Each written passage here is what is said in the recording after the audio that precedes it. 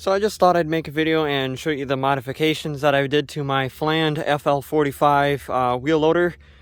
So there's quite a few things I would definitely do if you are looking at purchasing one of these. A bunch of stuff to think about. Biggest thing would be is the speed from the factory on these.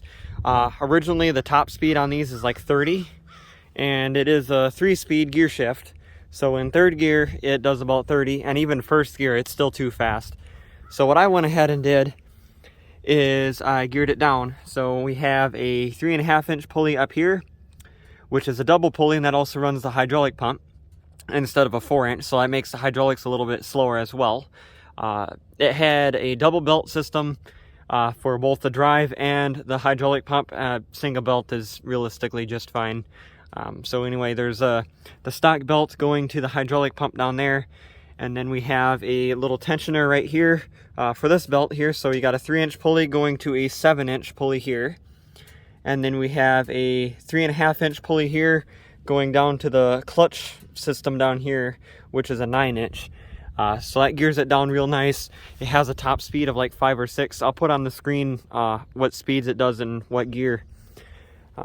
So basically we got just a 3/4-inch shaft here with these pillow block bearings.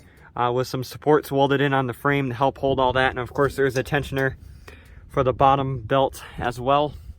I do have the belt sizes if anybody wants to do this modification. We got a 5/8 by 38 and a 5/8 by 32. Those are the two belts I got for this. Of course, you know, you can do this a little bit different if you would like. The hydraulic pump is pretty easy to tension. You just got these 2 bolts here. And then there's a little hex head bolt inside that helps tension it. And then you do have to put a jack underneath the pump, like right here, just to make sure, because it wants to kind of go crooked whenever I would tighten it. So you got to definitely pay attention if the pulleys are crooked or not, and spend some time adjusting that, because otherwise it'll chew the belt up. The other modification I did was a skid steer quick attach, which this is a little bit backwards looking. Because it is, but it does work just fine. Kind of sketchy in how I have it mounted here, but it does work. And then I also added a third function auxiliary, because I do plan on having a grapple on here. And the hookups for that are down here. They're not the standard hookup for a grapple, but they're just some hookups I already had.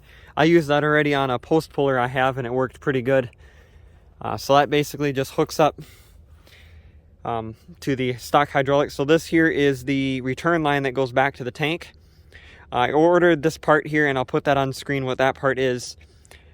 This is a metric style fitting, so that's interesting. So I had to go from a metric to a flared to my valve and all my hydraulics I added.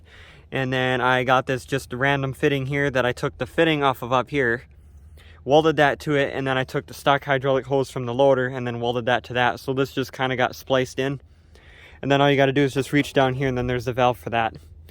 Pretty simple system. And then of course the clutch for these, if you don't know, is a clutch inside that pulley down there, so it doesn't use the belt as a clutch like a lot of machines would that are belt drive like that. Another thing I'm going to do is I'm going to fill this back weight with concrete.